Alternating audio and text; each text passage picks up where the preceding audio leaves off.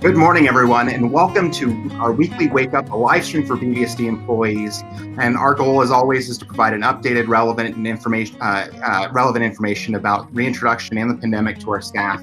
Let them hear questions directly about our plans, practices, and give us opportunities to talk to people in our community that are, making a difference in helping us to set, sort of our tread in regards to what we're doing.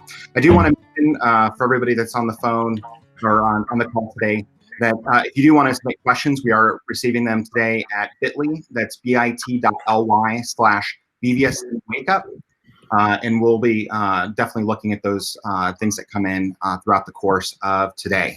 So I'm going to stop sharing and go ahead and turn to our panelists that we've got here. We've got a great group of panelists. Oh, and before I do that, I do want to mention one other thing that, unfortunately, this weekend we have we've been dealing with, in our mountain communities have been dealing with something that's awful. We've had two fires that have broken out in the BVSD area, as you may know. The left-hand canyon fire started yesterday and has burned about 303 acres. The much larger fire is our Calwood fire, and those that have lived, along the Front Range have been able to see the smoke plume from that and the fire. It was, I was up at Meadowlark on Saturday night, and you could see the fire, glowing in the hills there.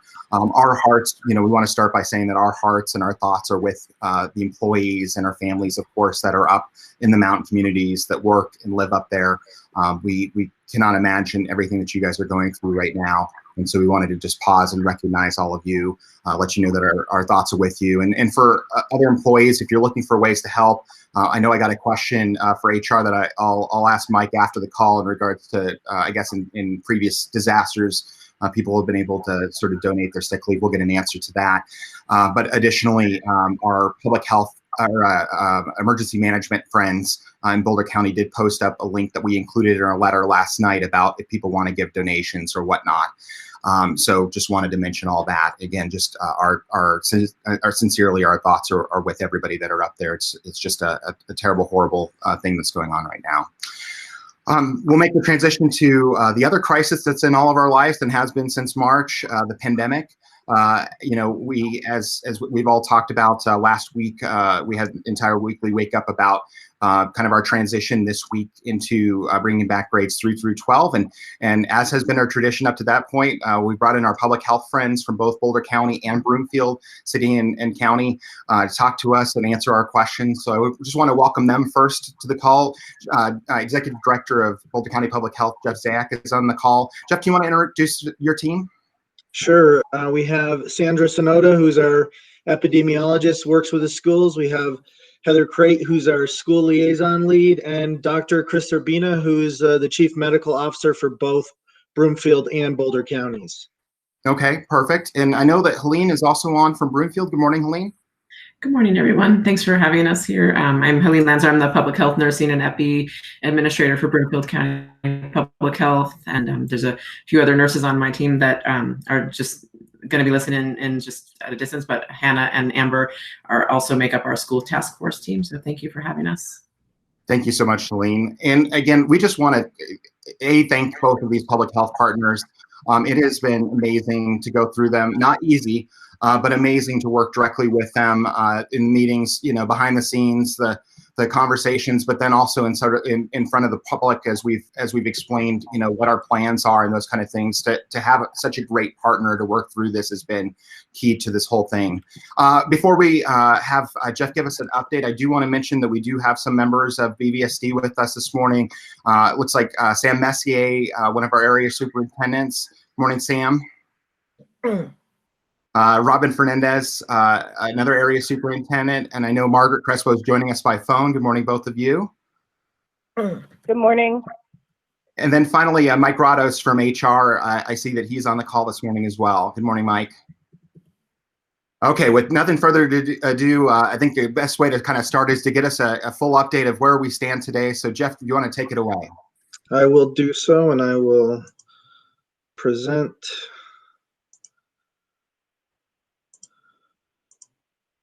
Randy, if you can just let me know when you see that. I can see you. Okay, great. So what I'll do is go through data fairly quickly so we can maximize the time for questions. But I do just want to make sure everybody sees where we are. This is as of this morning, the updates that you're seeing here. So I'll clip through these. The first 3 slides I'm going to show you are the Colorado Department of Public Health and Environment dial and mitigation metrics. This is how we are judged by the state health department in terms of our ability to stay in different levels at the state. I've presented this to the Board of Education in the past. Want to make sure everybody knows where we are. The challenge for us, as you all know, recently was the surge with the University of Colorado students. I'm happy to report when we started that, we were in safer at home level 2, which is this color right here, the 75 to 175 2-week cumulative incident rate, and we were all the way during the height of the outbreak up to 350 and above. So we were all the way over here at stay at home. We've come back down to that. These are our rates as of this morning for Boulder and Broomfield County. So we're both within safer at home level 2. This is our 2-week positivity rate, and this is the second criteria that the state health department judges what level we should be at. And our rate in Boulder County is 2.8 and Broomfield is 3.5, both of which are green. So we are in the less than 5%. And then the third indicator is hospitalization status. And when you get below 7 days or less, then you move to the red. So you can see this, and this is one of the challenges that you're going to hear me talk about briefly, is we are seeing increased cases in multiple age groups. And one of those is our older population. And unfortunately, our older population ends up in the hospital, as we all know, more frequently when exposed to this disease. But both Boulder County and Broomfield County are in the green here. Just a quick picture of the state cases. We are in an upward swing. I think everybody's probably heard this. Challenge has been social distancing, which I'll talk a little bit more about. This is our case rates across the metro. You can see this is where we had the surge associated with CU.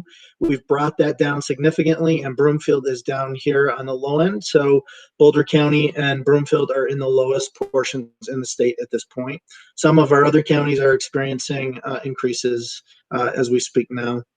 This is the number of CU cases versus non-CU cases, light blue on top.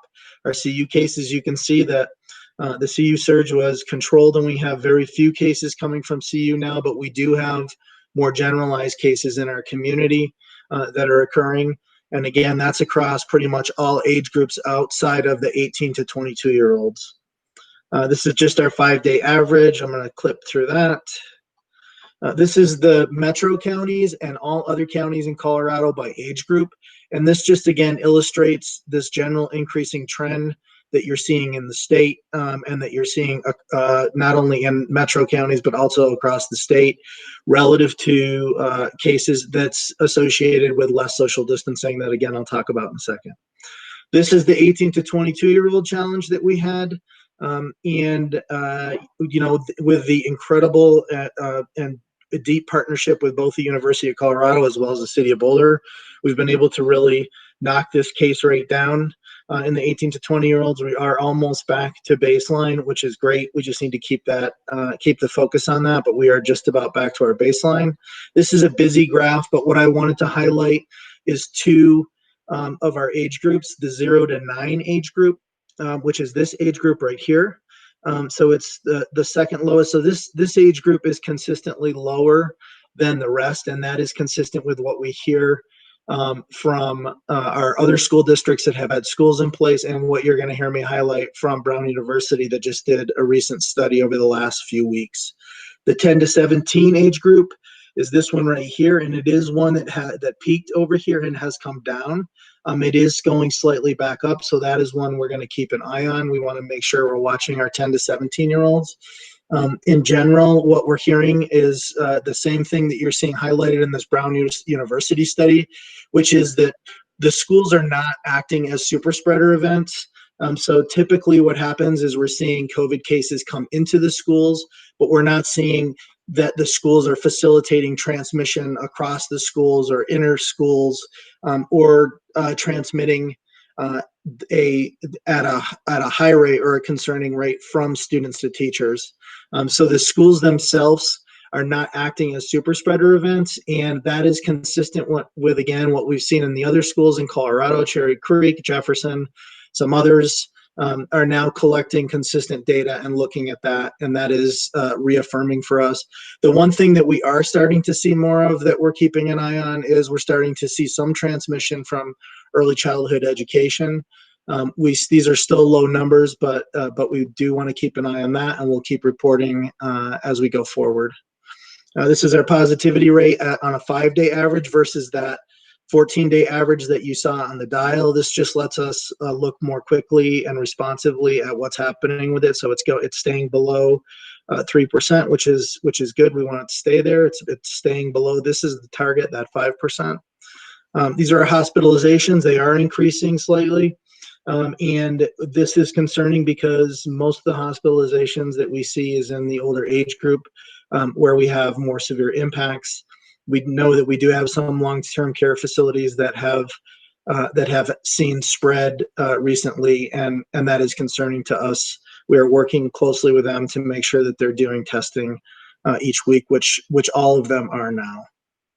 This is again state increase in hospitalization, so you can see it's a consistent trend with what I just showed you.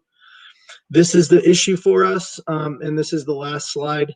It is that people are just they have fatigue. They have COVID-19 fatigue. There's no doubt about it. Especially around Labor Day, we saw a loosening of social distancing. So what this graph shows you is this was the October 5th social distancing projection, which at 50%, we could see is going to increase hospitalizations pretty significantly. And this black line is the actual observed numbers that we're seeing. So social distancing isn't even as good at this point as 50%. We need to get this number up into the 60 to 65% range, which would then flatline this graph. So we cannot give up on the amount of social distancing that we're doing, which means especially for our older age populations, maintaining 6 feet of social distance, wearing masks, hand washing. And we need to bring the social distancing level up so that it's higher, and we can keep the hospitalizations low. That is really the key, and it has been the key throughout this entire virus. Projection has been when social distancing laxes, we see more cases. When social distancing increases, we see less cases, and that is a major driver, and it is the driver that's affecting us right now. So I'll stop there, Randy. I'm going to stop sharing that. Awesome. And I'll just chime in and mention, I was chatting with you before the show that Dr. Anthony Fauci was on 60 Minutes last night, and that was one of the things that he talked about was just the idea of this. That people are getting very tired. He said he himself, he's been sort of the national figure out there talking about all this. He said that he himself, is tired of the situation, and yet this is exactly, what's needed in order to keep things in check. And so that, I know at a national level, he was kind of talking about trying to balance the economy opening and the things that need to happen, schools being one of them, of course, but with the need to have health precautions. So I thought that was kind of an interesting side note. Helene from Broomfield, I know you're on the call. Is there anything that you want to add to the picture? Thanks, Randy. Jeff shared a lot of our highlights of our data, so I'll just kind of echo some of the same things that we're seeing, and that we work very closely with Boulder County Public Health along with the other LPHAs and BVSD, and so we're just we're being careful of noticing that COVID fatigue, noticing that just the importance of trying to keep that message out there of how important masks are and the hand washing, and in our Broomfield County we obviously have a much different scale of numbers, but definitely have monitored our positivity rate, which is in and around 3.5%, which is still under that 5% number that we watch for. And our incident rate has been higher than we have typically been seeing more recently. So echoing that COVID fatigue as well as Labor Day playing a part into this kind of ongoing. It's tough, and we continue to see mild symptoms. We continue to really encourage people to get tested if they have any questions or concerns, because a lot of times the symptoms are very similar to like a runny nose, congestion, headache, fatigue. So it's unfortunately a little bit confusing when we get into cold and flu season. Thank you. Thanks, Helene. I do want to mention before we open up to the questions that we do have a place where you can go if you have a question that you want to ask. Again, that's bit.ly/BBSD Wake Up. We'll be looking at that as we go this morning as well. Okay, so I'm going to dive into some of the questions that we've gotten. Our first one comes from Andrea Rosin. She's over at Boulder High School, and I'm going to break her statement into two. She's got a question and a statement. And so the first part is, I'm going to try to read this as verbatim as I can. The national trends in COVID cases continue to rise here in Colorado. We are looking at numbers increasing to late July data points, and yet we're planning on bringing hundreds of kids to school this week. So I just want to start with that statement. And that is, absolutely true. As you guys are talking about in the reports, this is something that we're definitely monitoring and we're cautious about. Jeff, we've been trying to kind of make a bit of a balance here between the health situation and bringing kids back because of the health and wellness of them.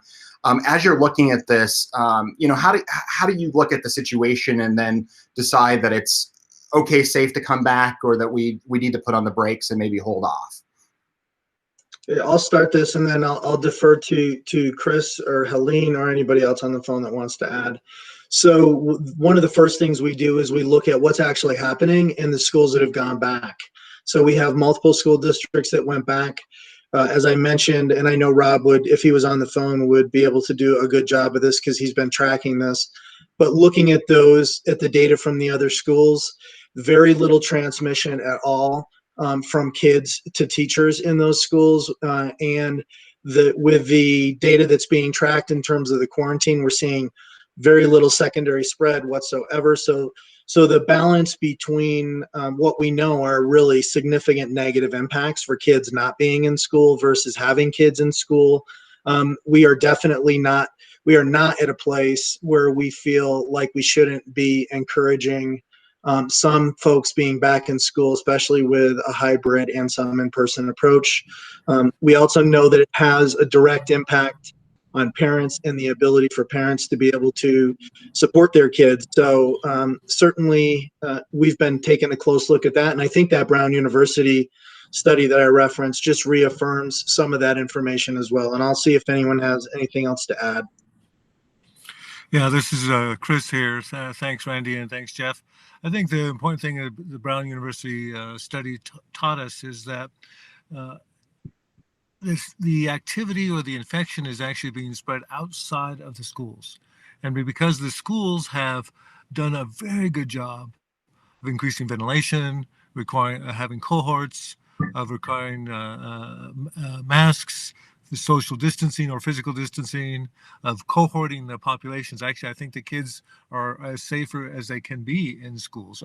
Absolutely nothing is 100%, but I think if parents and the community can continue to pay attention to the physical distancing and the mask, we can actually overall drop the rate of infection in our communities and therefore increasingly make our schools safer. So, and I think also Jeff highlighted the issues of kids not being in school, not being socialized, having significant mental health issues. And so I think we have to balance those. And I think the Boulder Valley School District has done a good job of trying to pay attention to those issues. Thank you, Chris.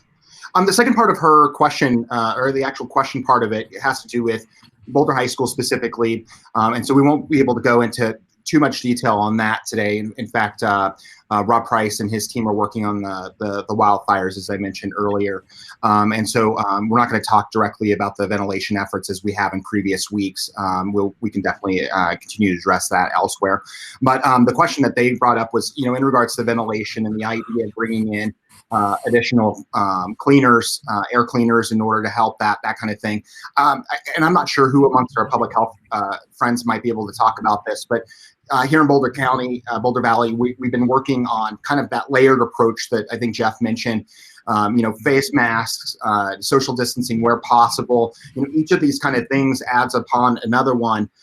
Air purifiers can certainly help in certain situations. We're definitely planning on using them in certain special education situations in which we can't have, for instance, a student is not able to wear a mask in that situation. But can somebody kind of talk to me about sort of that layered approach and why that we still feel like, from a public health approach, that's a good way to go about this? Heather, do you want to take that? Sure. Thank you, Jeff. I think when we're looking at infection prevention across the board, it's really looking at all of those pieces. We can't just rely on sort of air purifiers or HVAC systems. That's a piece of that puzzle. And I know Randy and the district, you all have shared that lovely graphic of the layered approach that I've seen with social distancing, with masking, with hand hygiene, cohorting. So I know that Rob's team has worked hard in each of the school buildings to get them up sort of to their maximum of what the HVAC system can handle and all of the filtration systems. I know there's been a lot of questions about sort of the MERV filters and whether or not those are needed in every setting. And I think just to your point, Randy, that that isn't going to be sort of a magic wand just having a MERV filter. So it's really reiterating all of those other important pieces. And I think the graphic that you're talking about is this one here, if I can bring it up, in which we kind of talk about, make sure it gets up on the screen here, the idea that you have sort of a layered approach by doing all these different things together. We have a stronger bubble is what I'm kind of calling it a little bit. One of those key pieces too is that cohorting situation in which we group our kids together so that, in a normal situation, they're all interacting and then we would have to quarantine everybody. But that ability in this situation to just quarantine with one group that's impacted is part of the key thing here, passive screening, quick quarantine. And I think that goes to Jeff's point too about, that essentially what we're not seeing is massive outbreak in which the school is spreading it, but instead a lot of, and totally normal at this point is that you'll hear about a quarantine and then, essentially, multiple quarantines, but not necessarily transmission following that, correct? Yep, for the most part, that's what we're seeing. Okay, awesome. Stop presenting here. Too many things on a screen, it's hard to maneuver between. This is a question that we got from Matthew McKay, Southern Hills math teacher. And I'm not quite sure how much you guys might know about this specific article, but he said, a Denver Post article on October 11th discusses how there are more excess deaths this year from non-COVID cases. Do we know what that looks like here in Boulder County? And I think it was referring to the idea that, I don't want to speak for the article, but do you guys know about that offhand? No. Can you repeat the question once more? I'm not sure. Of course. It said that Denver Post article discusses how there are more excess deaths this year from non-COVID causes. And he wondered, and I think it was sort of the idea that you've got the disease and then that has impacts on other diseases and that kind of thing, perhaps.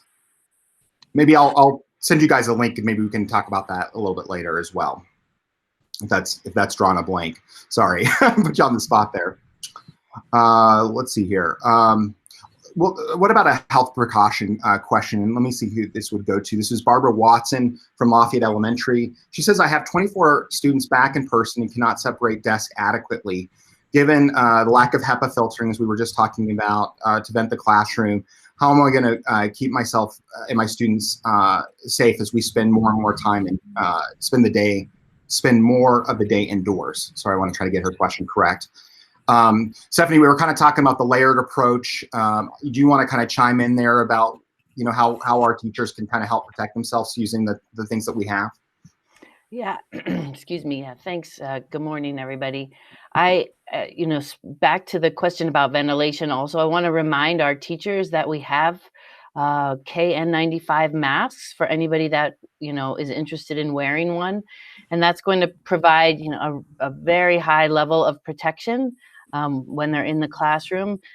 They might not be the most comfortable thing to wear all day when you're trying to teach, but for somebody who feels that they need more protection, that's certainly available to them. And, I think, Randy, it really does go back to layered, right? We really want to make sure that folks aren't coming to work or to school sick, that they're doing that screening, that they're thinking very thoughtfully about how they're feeling that day. wearing their face coverings when they're in class, the teachers as well as the students, getting mask breaks outside, distancing as much as possible, and also washing hands and sanitizing hands and high touch surfaces. Again, it goes back to the research. It seems very scary because we're kind of reinforced all the time to stay 6 feet away from everybody that isn't in our household. But the research really is showing that if we're able to follow all of those layered measures, that the transmission, is very, very low, and oftentimes isn't showing up at all in schools. So I think, it's just really trying to remember that there's science on top of all of this, and that we're doing really what is showing to be successful in other places. Stephanie, well, I've got you.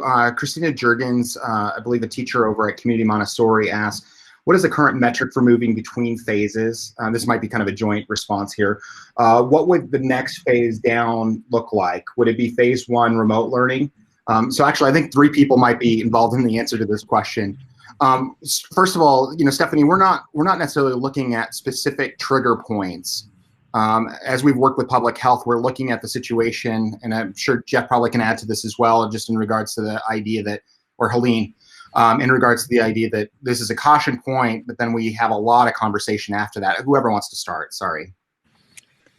Yeah, I would just say that, like you said, it's not as easy as seeing one indicator and saying, okay, now we have to switch. It's really so multi-layered that we have to look at how, the different age groups and the transmission and what's happening right in our community as opposed to generally. And it can be very confusing and feel off-putting. And I will definitely put this back to our public health partners to explain that a little bit more.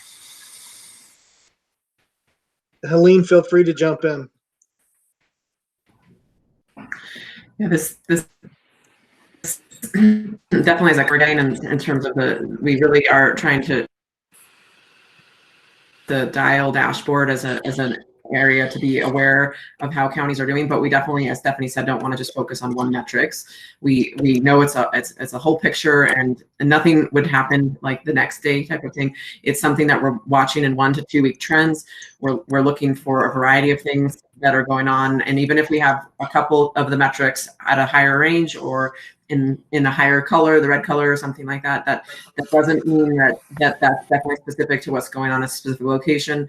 CU was a great example of that, of really helping to limit movement and enforce mask use and other things that really helped to quickly improve the numbers for Boulder County. And so we and all the health departments were all working very closely together with each of the school districts as well as at the state health department level, really to just kind of monitor all those metric pieces.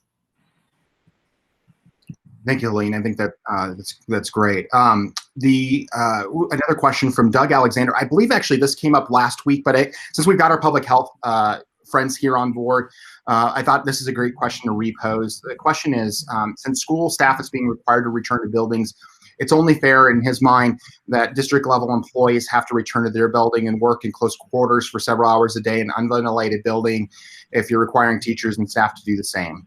Will district personnel and admin be required to return to Arapahoe Ed Center? Again, I believe that we did answer that. And even if you look in the video of myself right now, you probably can see moving boxes.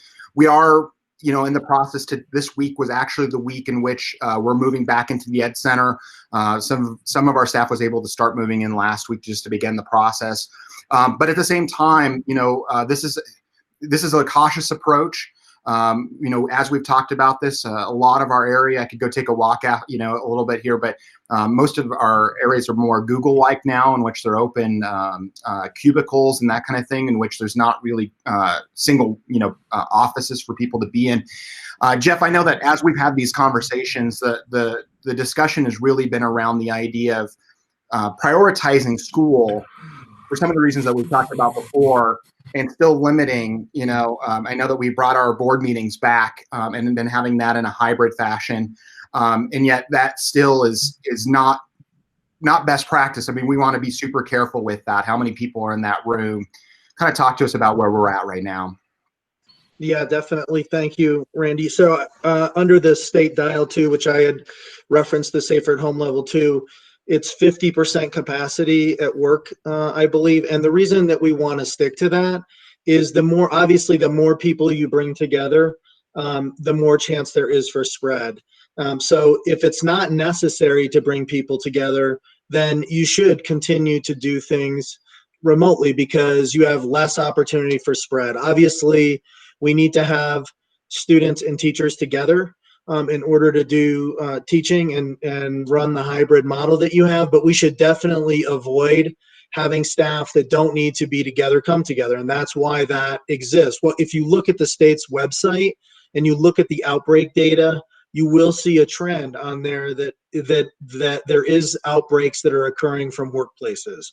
So minimizing the amount of people that have to be together is going to help reduce the chance of the spread of that disease. And I'll just see if anyone else has anything else they want to. I think the important thing to remember is that the priority is student learning and in-person student learning. And so while it can seem maybe like a double standard or why are we in classrooms and district staff aren't, you know, the priority for everyone is students and the ability to have that in-person learning. And so that would be sort of looking at almost what is an essential service versus what is not. And district staff can achieve their work for the most part remotely. And so that is what we're still encouraging folks. So just reiterating what Jeff said. And again, just to reiterate on our side as well from the district point of view that, you know, by no means, I know I've gotten emails before about, you know, that the appearance to teachers is that we value their lives less or something to that effect, and that is absolutely not the case. We care deeply about the health of all of our staff and our students. But again, the prioritization has been to try to get kids back for the many reasons, knowing that they rely on our buildings for shelter and food, et cetera. I want to ask a question about screening and tracking, a few of them that have come in. One was from Ann Mantooth from Business Services. She asked, are there any plans to use health screening phone app to fill out the required health screening form? My daughter's college has a self-reporting app, which seems a lot easier than having to log into the website every day. Stephanie, I don't know if you want to try to field this. I know that we have 3 different ways that we're currently collecting passive screening. The students on an IC situation, which can be accessed through the app there. Additionally, staff is through Google Forms, so that's a little bit tougher, although there is a way to kind of keep it on the screen. Any other further thoughts on that, Stephanie? I like to think that, you know, we can access all of the screening forms, like you mentioned, Randy, through our phones. It's not maybe as easy as a typical app, but like you mentioned, the staff form, you can actually kind of pin that to your home screen so that it's really simple to go in and access. There's also the QR codes. I know that the daily health screener for students might feel a little cumbersome, and I'm going to be getting ready to send my kids home and really need to make sure that I remember to do it or to send them to school and remember to do it in the morning. But we wanted to be able to keep all of that information in one place with the student for our health services so that we can actually track illnesses and make sure that we're following up on students that have COVID-like symptoms. And keeping that in Infinite Campus really was a way to keep it very secure, make sure that it was, you know, assigned right to that student and that we had the ability to utilize that data, also looking at trends across the district and in schools around absenteeism and different trends in classrooms and things like that. So that's why we kept it like that. Here's another question on screening, Stephanie. Vijay Patel in our information technology department asked, what is the district doing to ensure that only staff that need to be in the building are in the building? Actually, it's less about screening and more about control, right? Mm-hmm. How are we complying with the Safer at Home executive order that Jeff was just talking about? Yeah. I mean, we have reinforced over and over to our, to our administrators and our front office staff that only essential visitors are allowed in the buildings. And that means people who are doing repair work on printers and copiers or HVAC maintenance sorts of things. We're asking folks to drop deliveries off outside if they can. It really is up to every school and every department to make sure that they're limiting those visitors. That's been our message. So hopefully that will continue. Awesome. Thank you. One of the other things that's continued to come up, and I know early on there was some guidance as we were working with our public health friends in regards to the limitations in regards to how many people can interact with a cohort. Ray from the Southwest Area Network asked, will there be a max number of cohorts or specials or librarian can see in a day? It was 2 when we were first talking about in-person learning in September. Has it changed? What can we add about that, Stephanie? Although CDE does have recommended numbers of folks to interact with cohorts, we're putting that out as, again, like best practice, like you mentioned. But we also know that schools need to be able to provide services to students. So we ask them to be very thoughtful about how they're scheduling different adults to be in with their classes. And if they need to have more than 2 folks, to make sure that they're tracking them. So again, going back to our contact tracing, making sure that we can follow that adult or that cohort no matter where they go through the day. We know who they're interacting with. Best practice, again, over and over, is to always limit the amount of people that you can be around. And as Heather mentioned, school is an essential service that we're really trying to make sure that we're getting the most kind of bang for our buck in a way, getting as many services to kids as we can while they're in school during the day and helping them to get a better education. So. Thank you, Stephanie. And we had mentioned Matthew McKay had asked a question earlier. I want to give him another chance at a question since we weren't able to answer that first one about the Denver Post article. His question in this case is a COVID hospitalization, and so this is in the data that we're getting from public health, is it labeled such that even if an individual was not initially admitted to the hospital for COVID, but tested positively after admission or whatever, for instance, maybe they were born at the hospital, or all these kind of things that might happen, are those still being included in that hospitalization number?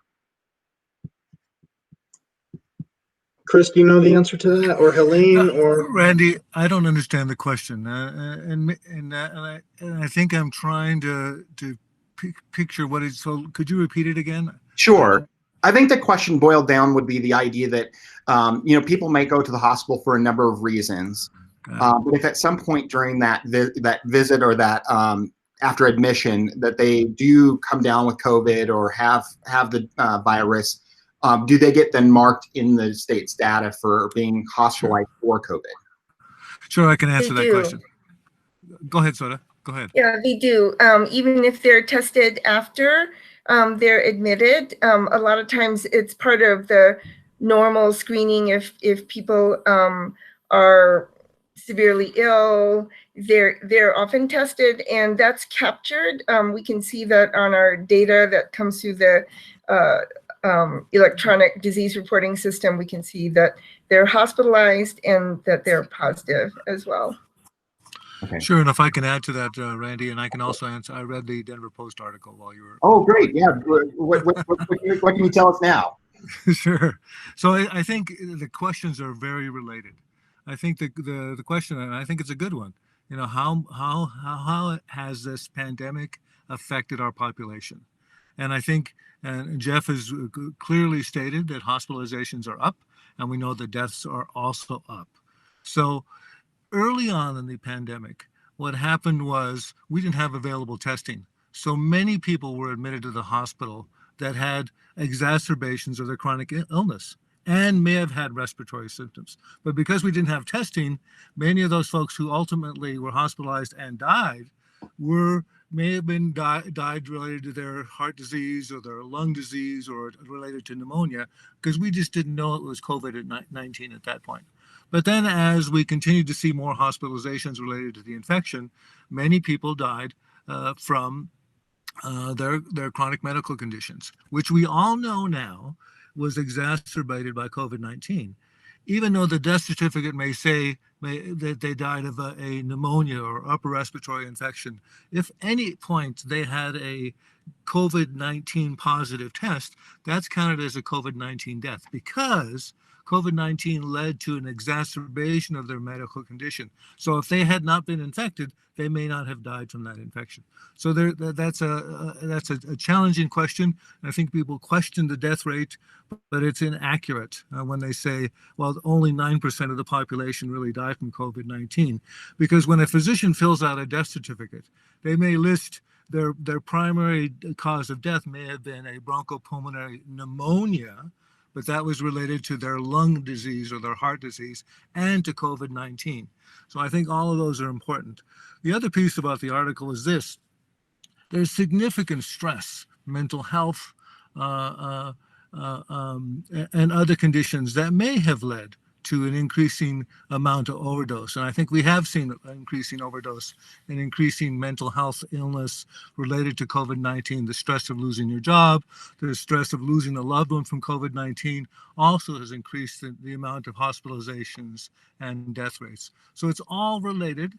And I think it's unfortunate that we are in this situation, but I think what Jeff alluded to very early on is that if we can lower the rate of infection, we can reduce hospitalizations and ultimately death by making those significant changes in our community, and hope, of course, get our kids safer back to school. The final thing I wanted to say is many people delayed treatment of their illness, whether or not it was diabetes, heart disease, or lung disease, because many primary care clinics stopped seeing patients because they were worried about the COVID infection. Many hospitals shut down their other services. So many people may have suffered from their chronic medical conditions, whether or not they had COVID-19 or not, because they didn't have access to healthcare. So not directly related to COVID-19, but indirectly related to COVID-19, because the services were overwhelmed with hospitalizations and primary care of COVID-19 infections. Thank you, Chris. I've heard this, and I think it actually came up in our Let's Talk this last week.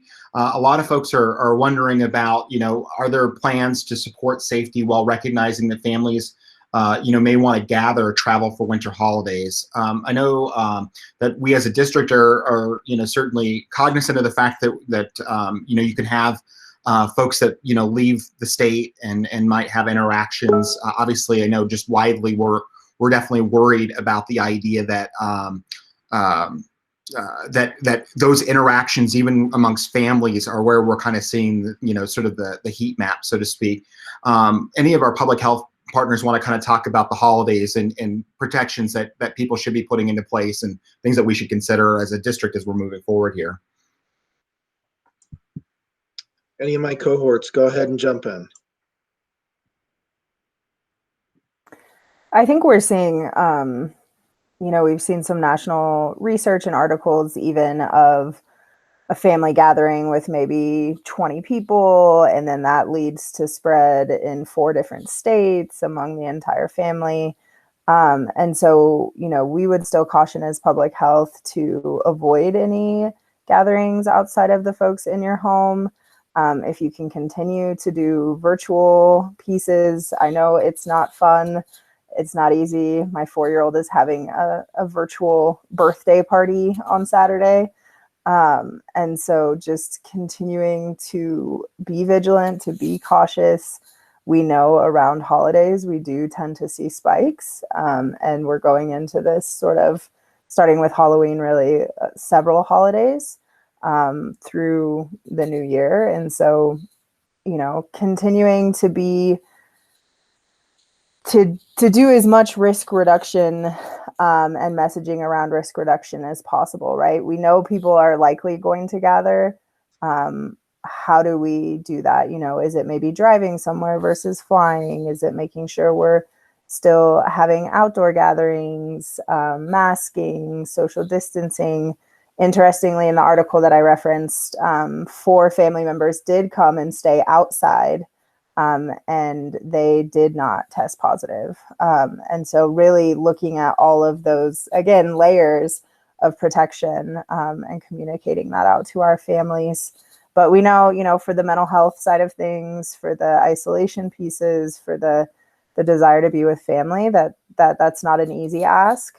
And, all of us as public health professionals and school district professionals will be wrestling with all of those things as well as we move into the season, but just continuing to ask that we think about the activities we're engaging in outside of school and how that impacts our ability to stay in school. Thank you. Sorry. I was going to add a little more. Heather explained it great, and the only other thing I would add on to that is just also kind of recognizing a little bit of that cultural shift that the United States, I think, needs to also recognize in terms of not going to work or to events when you're sick. So even if you're feeling a little bit under the weather, not kind of dismissing that, not ignoring that.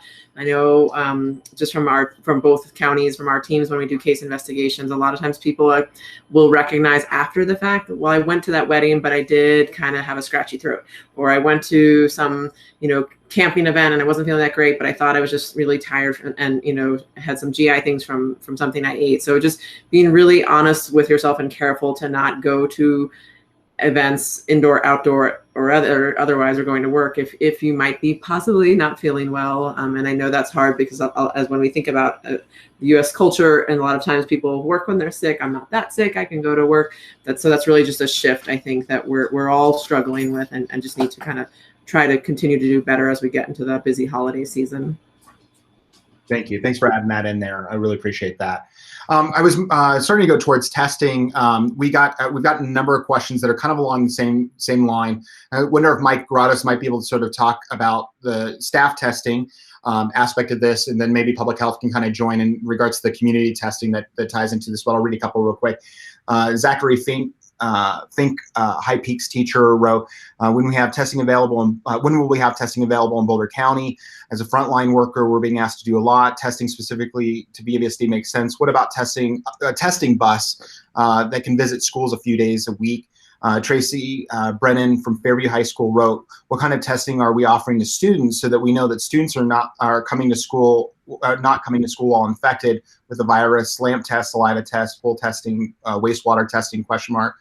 Janet Basseni, totally sure I probably butchered that name, I'm so sorry, from Boulder High School, a math teacher, said, what is the reluctance to requiring regular COVID testing from staff and students as we come back in person? And we also got a question in regards to how many staff members have tested positive with the staff testing. And finally, one other question, Mike, while I give you a chance to just sort of take this away for half a second, the idea of if people are having trouble logging in, who should they talk to? Yeah. You kind of want to, take it. There are two. You asked a lot of questions there. I know, sorry. All up together there. First of all, local testing, we've only tested in the last 2 weeks 139. So what we need to do is boost that testing up in order for us to get something much more near, like in Boulder, Lafayette, or Louisville. We have been talking with COVID-19 Colorado to actually get that site to make it easier for our employees. So we're continuing to do that. I think the question will come down is that we increase our testing. I think that will probably be said that we can probably do something like that. So I can't answer the ones about students. Maybe Stephanie can. In terms of having a bus, is that what I heard? Having a bus come to the school site and do the testing? It's a great idea. Yeah. Definitely can introduce the idea, but I'm not sure within our contract that we have with COVID-19 Colorado that would be feasible, but it's a great idea. When we had kind of mentioned before that, part of the situation is number of tests does parlay to whether or not testing facilities are here. We have a certain number of tests that are for staff. And one of our 4 priorities that we have talked about from the beginning of this whole reintroduction plan is really the idea of like, how do you both ensure, that you're working towards the safety of our staff and students, but also keep ourselves fiscally responsible, right? So I know the question of going to students, and that's where I'll kind of turn to public health real quick, but the idea of expanding out to the 31,000 students would be pretty expensive, and something that we don't believe that would be something that we want to do fiscally right now. But we do work with our partners in public health who do offer community testing as well. Right, Jeff or Helene? Yeah, we have right now, I think most people on the phone probably know, but we have a COVID drive-up site at Stasio Ballfields. It's operating through November 8th. We are looking at potentially extending that. I know there's testing in Broomfield as well. In addition to the drive-up site, there's also multiple sites that are listed on our website where people can access testing in Boulder County, and I believe Water World is still there, Helene, if I'm not mistaken, but maybe Helene could talk about Broomfield. Yes, we also have some community testing on Tuesday afternoons at the Health and Human Services building in Broomfield for symptomatic individuals. And yes, Waterworld is somewhere we definitely really work well with. We really recommend them. They, to my understanding, I believe are through the end of the year. So that's a really great resource for everyone. And there's many other testing locations. We also have some information on our sites as well. Some places that don't require a visit or a telecheck, and then a lot of providers and private offices also that are helping to facilitate getting testing. So there is much more testing access out there, and there are many free options as well. And again, I do want to mention, Mike was mentioning that we have a fairly low amount of staff tests so far. We do want to encourage folks that you are able to go, even if you're asymptomatic, to get testing. The more tests that we have come in, the more that we're able to sort of, have a better idea of what's out there. And to that question in regards, Stephanie Farron did send me the answer to the question about, if you are having trouble logging in. One thing that we have noticed is that people don't necessarily realize that we are using our single sign-on, so that would be your first dot last name. But if you do continue to have issues, the places to contact with COVID Check Colorado are support@covidcheckcolorado.org, or their phone number is 720-432-5303. We'll make sure that this is on the staff.bbsd website. So just wanted to mention that. I know I kind of cut you short, Mike. Anything else that you wanted to mention on the staff testing? No, thanks, Stephanie, because that's exactly where we need to go to get that. So, excuse me. But anyway, I would encourage, again, Randy, I would encourage our employees to go get tested, because if we go tested at the sites that we have, then we can use our dashboard to see how many positive tests we have and things of that nature. So we have that data, because if you go to, and other sites are great. I mean, they mentioned other sites, Estasio, things of that sort.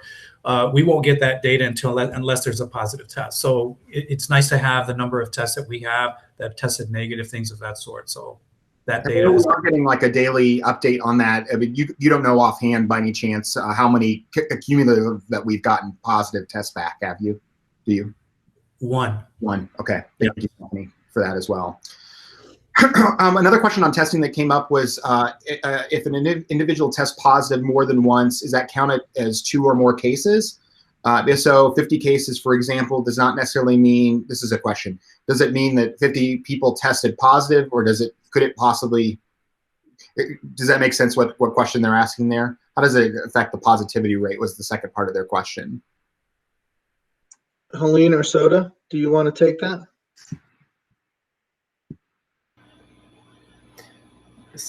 Soda, feel free. Do you want to go, Soda? It sort of depends on when they're testing positive again. So we have had several individuals who look like they've had second infections. If they've tested positive again after 90 days, we count that as a second infection, especially if they're symptomatic. But if they're testing within the 90 days, we're not counting them as a separate infection. And Helene, you want to add to that? Yeah, I mean, that's in general, that positivity rate is most often representing just a one-time case incident, right, individual. Yeah, and we're just starting to see and monitor, and that's throughout the whole United States, if there's anyone that seems to match it like a second reinfection. And I think in all of Boulder County, I think we've had maybe, I'm probably going to be wrong in this, but it's definitely under 10 cases total I think it's on the order of like 6 or 7. So it really doesn't affect the positivity rates. Okay, thank you. Thanks for that. We've got a number of questions this morning so far, and I just want to mention that we are about 4 minutes till the end of our time here. So I'm going to try to get through as many questions as I can. We talked about the layered approach. The question is sort of along the lines of, this is Kelly Clark from Crestview.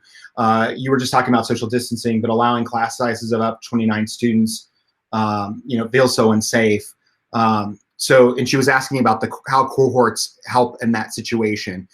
So again, we want folks to socially, Stephanie, I don't know if you want to kind of chime in here, or if one of our public health folks want to talk about this. We want people to socially distance when it's possible. We know that in the classroom that's not necessarily going to be possible, especially with the student numbers. We know a lot of kids have come back to in-person learning.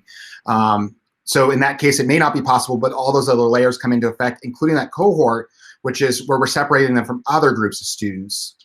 Stephanie, you want to start?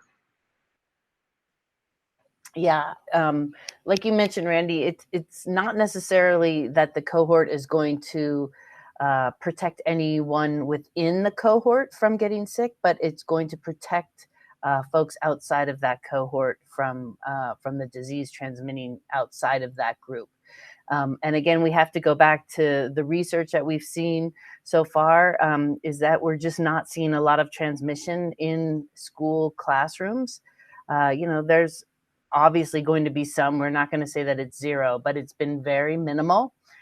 Folks are doing a really good job of maintaining safe environments in school. And so that cohort really does protect that group of students and that teacher kind of from spreading the disease outside of that group if there is somebody within. And I'll just parlay to another, we kind of talked about the whole idea of these specialists that moves from class to class. Scott Swartz from SPED asked, from a health standpoint, how can you justify having OT, PT, SLP, psychs, et cetera, adult context move from class to class? I'm going to just sort of quickly summarize the question. But the question is, if one of our students gets quarantined, does that mean that all of our contacts should also be quarantined in those other classes? How will that work? So I believe that's a question of a contact of a contact.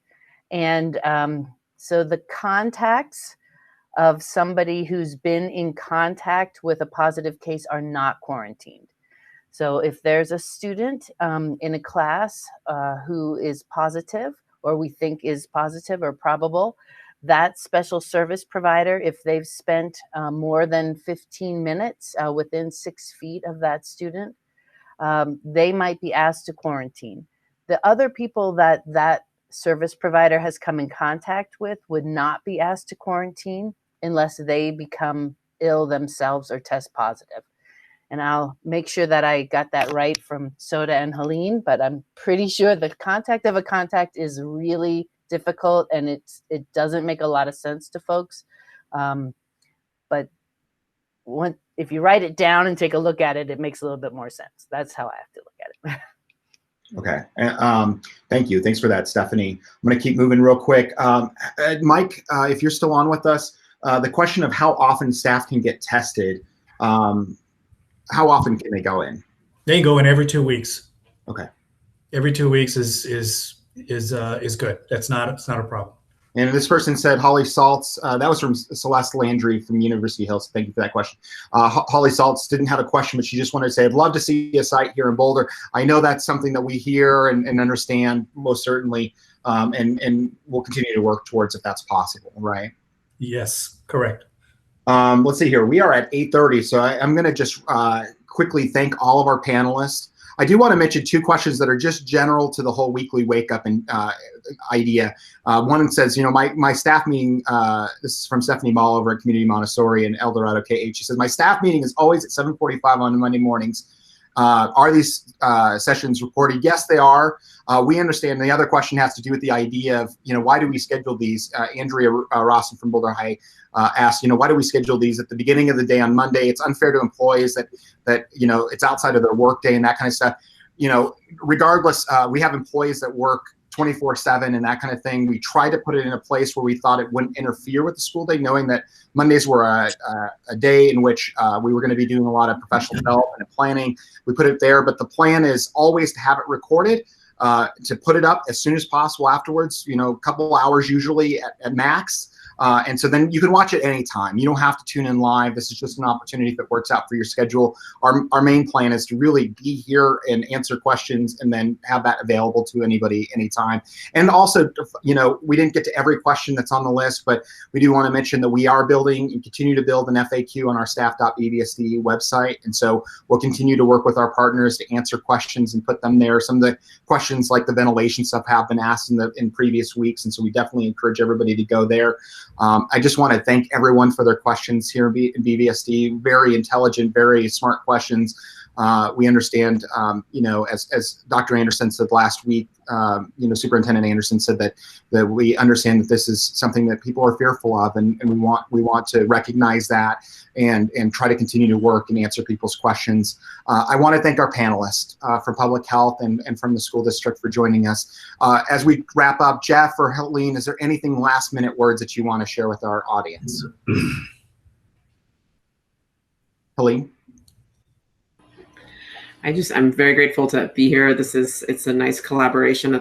I've shared before, just as one of it's hard to find sometimes the good things that have come from COVID, but it's been really nice getting to know more people at Boulder Valley School District, getting to work together with Boulder County Public Health even more, and just connecting more with our child cares and schools in general. So it is hard. We are all feeling that COVID fatigue, but just kind of trying to find the happy things and the highlights, and know that we are truly looking out and always constantly reviewing safety and infection prevention measures for teachers, for staff, for students. We really do want to help make sure that everyone stays safe and healthy. So thanks for having us here, and we look forward to future conversations too.